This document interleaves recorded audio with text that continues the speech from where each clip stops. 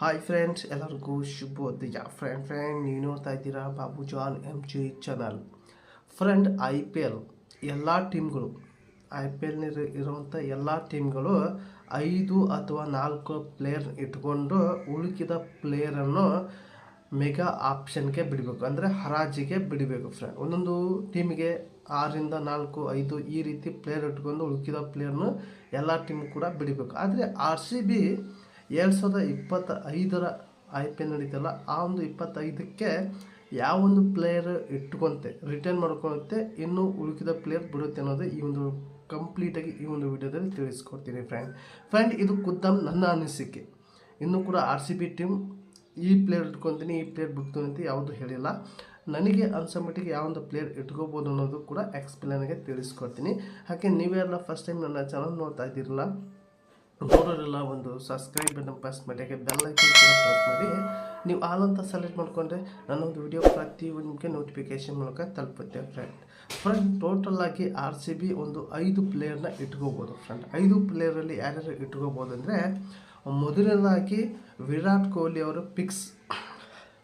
ಕೆಲವು ಸೀಸನ್ ಎಷ್ಟು ಸೀಸನ್ ಆಗ್ತಾಯಿದೆ ಅಷ್ಟು ಸೀಸನ್ ಕೂಡ RCBಗೆ ಆಡಿದ್ದಾರೆ ಕೊಹ್ಲಿ ಅವ್ರನ್ನ ಮೊದಲೇ ಇಟ್ಕೊತಾರೆ. ಫ್ರೆಂಡ್, ಕೊಹ್ಲಿ ಆಯಿತು. ಆಮೇಲೆ ನೆಕ್ಸ್ಟ್ ಇರೋದು ವೆಲ್ ಜಾಕ್ಸ್. ಈ ಒಂದು ವೆಲ್ ಜಾಕ್ಸ್ ಕೂಡ RCB ಟೀಮ್ ಇಟ್ಕೊತೀವಿ. ಫ್ರೆಂಡ್, ಯಾಕಪ್ಪ ಅಂದರೆ ಈ ಒಂದು ವರ್ಷ ತುಂಬ ಚೆನ್ನಾಗಿ ಆಡಿದ್ರು. ಫ್ರೆಂಡ್, 24ರ IPL ತುಂಬ ಚೆನ್ನಾಗಿ ಆಡಿದರು. ಒಂದು ಫಾಸ್ಟ್ ಶತಕನೂ ಕೂಡ ಅವರ ಬ್ಯಾಟಿಂದ ಸೆಂಚುರಿ ಬಂತು. ಇವರು ಕೂಡ ಚೆನ್ನಾಗಿ ಪರ್ಫಾರ್ಮೆನ್ಸ್ ಮಾಡೋದ್ರಿಂದ 7ನೇ ನಂಬರ್ಗೆ ವೆಲ್ ಜಾಕ್ಸ್. ಆಮೇಲೆ ಕ್ಯಾಮ್ರನ್ ಗ್ರೀನ್ ಕೂಡ ಅವರಿಗೆ ಆಲ್ರೌಂಡ್ ಆಟಗಾರ.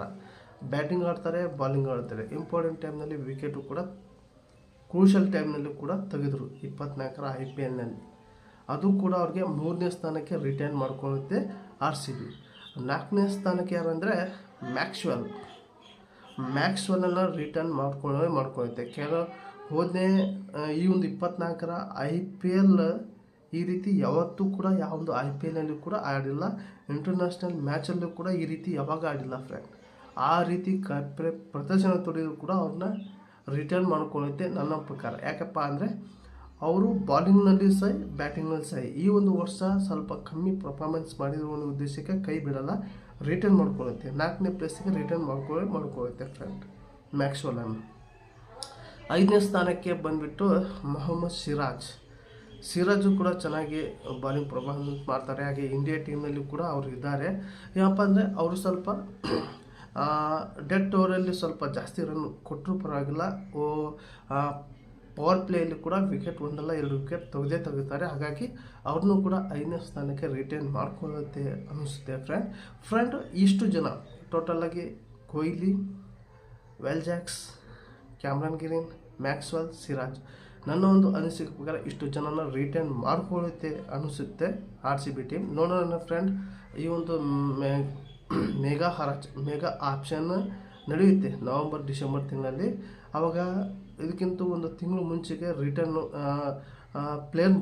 ರಿಟರ್ನ್ ಮಾಡಿಕೊಂಡು ಉಳಿದ ಪ್ಲೇಯರ್ ಬಿಡುತ್ತೆ RCB. ಆವಾಗ ಯಾವೊಂದು ಪ್ಲೇಯರ್ ಇಟ್ಕೊಂಡಿದ್ರೆ, ಯಾವೊಂದು ಪ್ಲೇಯರ್ ಹೊರಗೆ ಬಿಟ್ಟಿದೆ ಅಂತ ಅದ್ರ ಬಗ್ಗೆ ವಿಡಿಯೋ ಮಾಡ್ತೀನಿ. ಫ್ರೆಂಡ್, ಇದು ನನ್ನ ಒಂದು ಅನಿಸಿಕೆ ಪ್ರಕಾರ ಇಷ್ಟು ಜನನ ರಿಟರ್ನ್ ಮಾಡ್ಕೊಳ್ಳುತ್ತೆ ಅಂತ RCB ನನಗೆ ಅನಿಸುತ್ತೆ. ಫ್ರೆಂಡ್, ನಿಮಗೆ ಏನು ಅನಿಸುತ್ತೆ ಕಮೆಂಟ್ ಮೂಲಕ ತಿಳಿಸಿ. ಹಾಗೆ ಈ ಒಂದು ವಿಡಿಯೋ ನಿಮಗೆ ಇಷ್ಟ ಆದರೆ ಒಂದು ಲೈಕ್ ಕೊಡಿ. ನಿಮಗೆ ಈ ಒಂದು ವಿಡಿಯೋ ನಿಮ್ಮನ್ನು ಫ್ರೆಂಡ್ಗೆ ಶೇರ್ ಮಾಡಿ ಅಂತ ವಿಡಿಯೋಲಿ ಎಂಡ್ ಮಾಡ್ತಾ ಇದ್ದೀನಿ. ಮತ್ತೆ ಅಂತ ವಿಡಿಯೋ ಸಿಗೋಣ. ಟೇಕ್ ಕೇರ್, ಬಾಯ್.